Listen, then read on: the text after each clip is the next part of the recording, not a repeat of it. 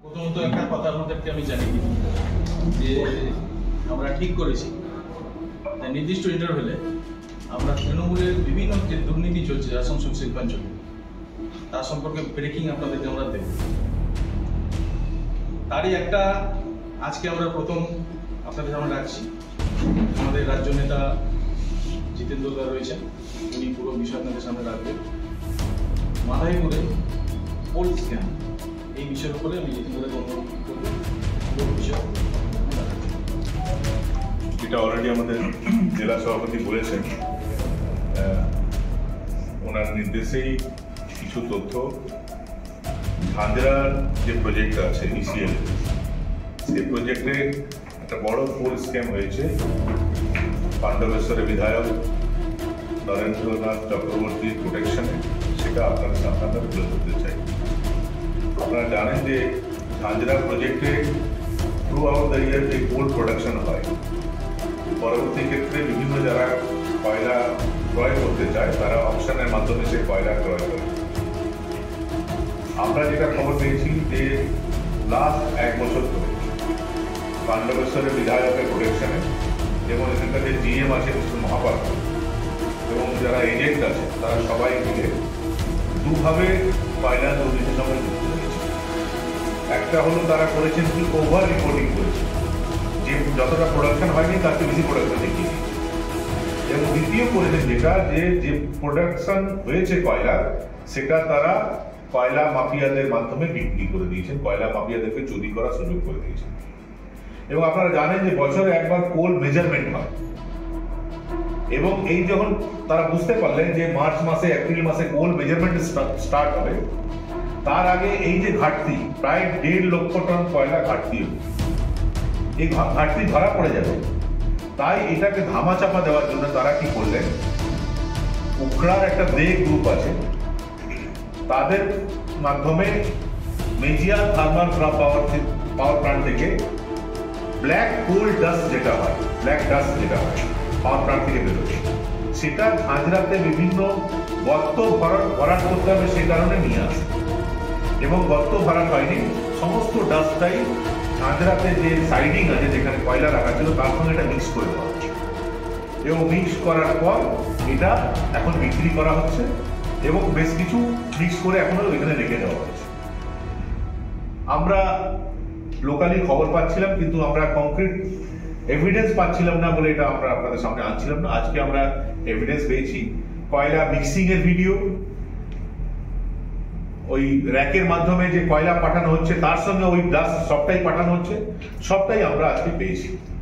এবং সমস্ত ভিডিও আপনাদের সঙ্গে আমরা শেয়ার করবো, যদি আপনারা বলেন তো আমরা আপনাদেরকে এখন দেখিয়ে উঠতে পারি, বা আপনাদের সঙ্গে গ্রুপে আমরা শেয়ার করে দেবো, সেটা আপনারা পাবেন।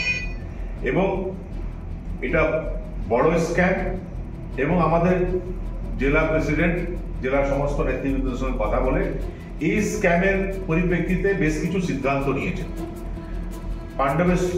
আপনার ঝাঁঝরা প্রজেক্টের জেনারেল ম্যানেজার, সেখানকার এজেন্ট এবং পাণ্ডবেশ্বরের বিধায়ক, তাদের যোগ সাজসে এই যে বড় কোল দুর্নীতি হয়েছে, সেটাতে কি কি পদক্ষেপ আমাদের ভারতীয় জনতা পার্টি নিতে চলেছে, সেটা আপনাদেরকে আমাদের জেলা প্রেসিডেন্ট জানাবেন।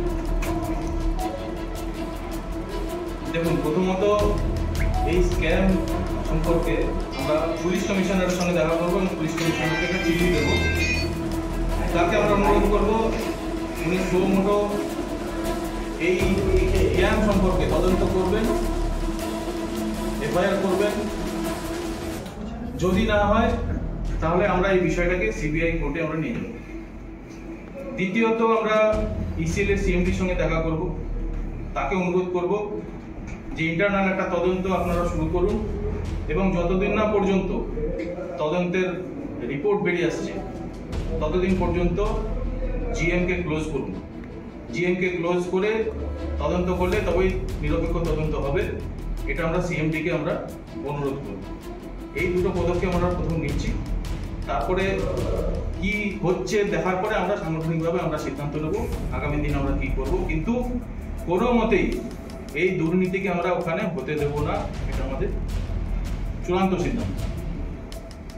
বলছি কয়লাটা তো ইসিএল কয়লা, সেই জায়গায় দাঁড়িয়ে যে আপনারা যে বলছেন যে এই কয়লাটা চুরি হয়েছে, আপনারা এখনো পর্যন্ত কি ইসিএল কর্তৃপক্ষকে বিষয়টা কি জানিয়েছেন? ইসিএল কর্তৃপক্ষ জেনারেল ম্যানেজারের কাছে যখন আমরা এই ভিডিও পেয়েছিলাম, সঙ্গে সঙ্গে জিএমকে আমরা পাঠিয়েছিলাম যে আপনি এটা দেখুন। তখন উনি বলছিলেন যে দেখছি, কিন্তু পরবর্তী ক্ষেত্রে আমরা দেখলাম যে সোর্সের মধ্যেই ভুল আছে, উনি এটার সঙ্গে নিজে ডিরেক্টলি ইনভলভ। স্বাভাবিকভাবে উনি দেখবেন না এটা কি করে ধামাচাপা দেওয়া যায়, সেই চেষ্টা উনি করে যাচ্ছেন। এটা আমরা মেনে নেব না। ভারতীয় জনতা পার্টির করাপশন ইস্যুতে জিরো টলারেন্স। আপনি জানেন যে এর আগেও ইসিএল এ কয়েকজন জিএম অলরেডি জেল কেটেছে। বিএসএফ এর জওয়ান তাদেরকেও কিন্তু দুর্নীতির সঙ্গে যুক্ত হয়েছেন, এই সরকার কিন্তু সেন্ট্রাল গভর্নমেন্ট কিন্তু ছাড়েনি। তো যেই হোক না কেন দুর্নীতির সঙ্গে যুক্ত হলে আমাদের নরেন্দ্র মোদী সরকার বা তার যে বিভিন্ন এজেন্সি কাউকে ছেড়ে কথা বলবো না। ইসিএল আধিকারিক বলে তিনি যদি ভাবেন যে তিনি সেন্ট্রাল গভর্নমেন্টে বা ইসিএল এমপ্লয়ি তিনি বেঁচে যাবেন, বাঁচতে পারবেন না। এর আগে কয়েকজন জিএম অলরেডি জেলে গেছে, তিনি এর সঙ্গে যুক্ত থাকলে তিনিও জেলে যাবেন।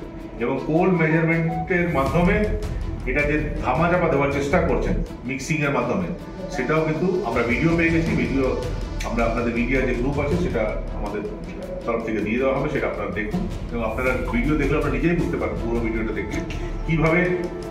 আচ্ছা বলুন না, কয়লা ডিপু তো সেখানে কালো ছাইয়ের কি দরকার? কয়লা ডিপুতে তো কয়লা থাকবে, সেখানে অন্য জায়গা থেকে কালো ছাই আনা হবে কেন? এবং র্যাকে করে যখন কয়লা যাচ্ছে, সে তো কয়লা যাবে, তো ওই র্যাকের মধ্যে আবার কালো ছাই যাবে কি করে? কেন এটা করা হচ্ছে? এই জবাব তো ইসিএল দিতে হবে। এবং যেটা আমাদের জেলা সভাপতি বলেছেন যে অলরেডি উনি কয়েকদিনের মধ্যেই আমরা সিপি কে কমপ্লেন করা হবে এবং কমপ্লেনটা এফআইআর হিসেবে ট্রিট করে জিএম এবং এমপ্লয়িরা কাজ করে যাদের নাম প্রকাশে অনিচ্ছুক, তারা যে বিভিন্ন তথ্য আমাদেরকে দেয়, তাদের কাছে আমরা যেটা জানতে পেরেছি যে যখন মেজারমেন্ট স্টার্ট হলো তখন দেখা গেল যে প্রায় 1.5 লক্ষ টন কয়লা কম আছে। সেটাই ভরাট করা যায়, ওই কমটা যাতে না থাকে, পুরোটা দেখানো যায় যে না কয়লার অভাব নেই। সে কারণে এই কালো ছাই মেজিয়া থেকে আনা হলো দে গ্রুপের মাধ্যমে, তারাও এর সঙ্গে যুক্ত আছে। ইসিএল কি অফিসিয়ালি 1.5 লক্ষ টন ঘাটতির কথাটা বলছে না? ইসিএল তো মেজারমেন্টের প্রসেস এখন চলছে, ইসিএল এর মেজারমেন্টের প্রসেস চলছে। মানে আপনারা অনুমান, আমরা অনুমান না, আমরা জেনেছি, যারা ওইখানে কাজ করে তাদের কাছে জেনেছি। এই যে বাইরে থেকে ছাই যে আমদানি করা হচ্ছে, ব্ল্যাক ছাই আমদানি করা হচ্ছে, সেটা ওই ডিপুতে রাখা হচ্ছে, মিক্স করা হচ্ছে, ট্রাকে করে র্যাকে করে যখন কয়লা যাচ্ছে, ভিডিও দেখলে আপনারা বুঝতে পারবেন, র্যাকে করে যে কয়লা যাচ্ছে তার সঙ্গে ওই ব্ল্যাক ছাইটাও পাঠানো হচ্ছে। সবটাই দেখে আপনারা বুঝতে পারবেন যে কতটা কয়লা আছে। ইন্টারনাল তো মিটিং হয় যে এতটা ঘাটতি আছে। ওরা যেহেতু ইসিএল এ চাকরি করে, জিএম এর আন্ডারে চাকরি করে, তারা প্রকাশ্য এটা বলতে পারে না, তাই তারা বিভিন্ন, সেই কারণে তো আমরা তো বলবো, সেই কারণে তো আমরা তদন্ত চাইছি। এই কয়লা বিভিন্ন তাপবিদ্যুৎ কেন্দ্রে যায়, সেটা একটা নিরাপত্তার ক্ষেত্রে যদি ছাই যায় তাপবিদ্যুৎ কেন্দ্রে, যে কোনো বড় দুর্ঘটনা ঘটবে, আমি তো সেটাই বলছি, একদম যে কোনো বড় দুর্ঘটনা ঘটতে পারে। শুধুমাত্র ক্ষুদ্র লাভের জন্য, অর্থ রোজগার করার জন্য মানুষের জীবন নিয়ে ছেলেখেলা করছে এরা। এরাও তো মানে আমি বলছি থার্মাল পাওয়ার যে কর্তৃপক্ষ আছে, ওরাও তো মানে অরিজিনাল কোয়ালিটি কয়লা পাচ্ছে না, তার সঙ্গে যে মেলানো। এটাও সিএমডি যদি ইন্টারনাল তদন্ত করে, আপনারা জানেন যে গ্রেডের কয়লা বিক্রি করা হয়, যারা কনজিউমার, যারা কয়লা কেনে, তারা পরবর্তী ক্ষেত্রে সেই গ্রেডের কয়লা যদি না পায় তারা অবজেকশন রেজ করে এবং তখন বাই পার্টির মিটিং হয় এবং মিটিং এর মাধ্যমে ঠিক হয় যে কয়লার দাম কতটা কমানো হচ্ছে। সেটাও সিএমডি কে দেখতে হবে যে ওই ঝাঁঝরা প্রজেক্ট থেকে যে কয়লাগুলো গেছে, যে দামে এরা কয়লা বিক্রি করেছে এবং যারা পারচেজার তারা কোথায় কোথায় কয়লায় অবজেকশন দিয়েছে এবং তার ফলে কতটা আবার কমানো হয়েছে, সবটাই ইন্টারনাল ইনকোয়ারিতে বেরিয়ে আসবে। আমরা সব তথ্য তো আমাদের কাছে থাকবে না, সেই কারণে আমরা বলছি যে সিএমডি কে যে আপনি ইন্টারনাল একটা ইনকোয়ারি করুন এবং যতদিন ইনকোয়ারি হবে ততদিন ওই জিএম কে বসিয়ে রাখুন। তাহলে আপনারা সিএমডির সঙ্গে দেখা করে এই দাবিটা কবে জানাবেন? আমরা তো দিন 7 দিনের মধ্যে প্রথমত লিখিত দেখা করা, মানে ওনার সঙ্গে বসে চা খাওয়ার আমাদের ব্যাপার নেই। আমাদের রিটেল কমপ্লেন জেলা তরফ থেকে যাবে, সিএমডি কাছেও যাবে এবং পুলিশের কাছে, কমিশনের কাছে যাবে। দিন 7 দিনের মধ্যে আমাদের চলে যাবে। কয়লার ডিও নিয়েও একটা অভিযোগ দীর্ঘদিন ধরে শিল্পাঞ্চলে রয়েছে, এটাও কি আপনারা দেখুন কয়লার ডিওর যদি বেআইনি অর্থ রোজগার যদি বন্ধ হয়ে যায় তো তৃণমূল কংগ্রেস পার্টি অফিস সমস্ত বন্ধ হয়ে যাবে। তৃণমূল কংগ্রেসের পার্টি অফিস চলে। এবং আরেকটা কথা যেটা আমাদের জেলা সভাপতি বলছিলেন যে নরেন্দ্রনাথ চক্রবর্তী শুধু এমএলএ না, তিনি জেলা সাহেব তিনি জেলা সভাপতি, তৃণমূল কংগ্রেসের জেলা সভাপতি। তৃণমূল কংগ্রেস পার্টিকে, আসানসোলে যে তৃণমূল কংগ্রেস পার্টি, তাদেরকে সিদ্ধান্ত নিতে হবে যে তারা এই দুর্নীতির সঙ্গে যুক্ত কিনা। এই দুর্নীতি বিধায়কের একক উদ্যোগে হয়েছে না পুরো দলের সঙ্গে যুক্ত। পুরো দল যদি এর সঙ্গে যুক্ত না থাকে তাহলে আমাদের জেলা সভাপতি পুরো দল যদি এর সঙ্গে যুক্ত থাকে তাহলে তো ঠিক আছে, আর যারা যুক্ত নেই তারা এই দায়ভার কেন বহন করবে?